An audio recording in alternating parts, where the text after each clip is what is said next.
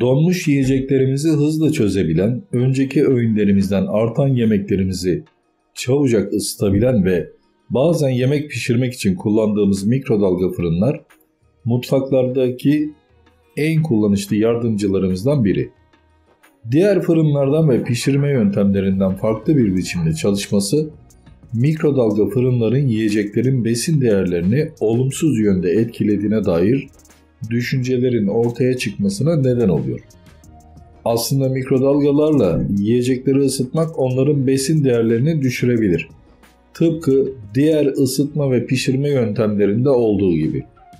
Standart elektrikli bir fırını çalıştırdığımızda yüksek direnç nedeniyle ısınan ve devre elemanları pişirme alanındaki hava moleküllerinin kinetik enerjilerini arttırır.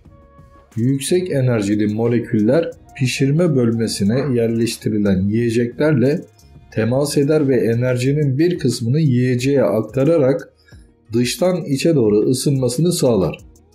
Mikrodalga fırınlarda ise üretilen elektromanyetik dalgalar doğrudan yiyeceklerdeki su molekülleriyle etkileşerek enerjilerini yiyeceğe aktarır.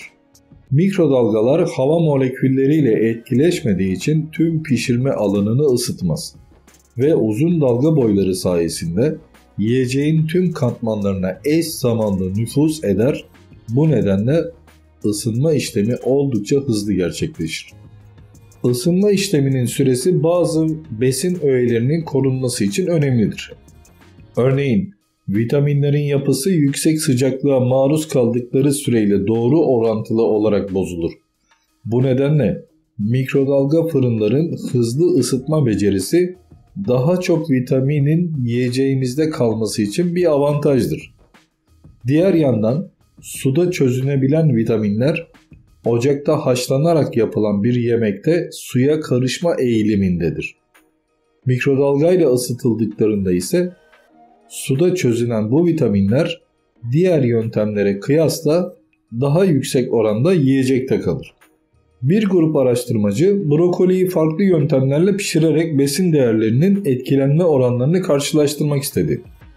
Brokoliyi suda pişirdiklerinde C vitamini içeriğinin %33'ünü, tavada kızarttıklarında ise %24'ünü kaybettiğini tespit ettiler. Brokoli mikrodalga fırında pişirildiğinde ise C vitamini içeriğinin sadece %16'sını kaybetti. Araştırmaya göre en az C vitamini kaybı buharda pişirme yöntemiyle gerçekleşti.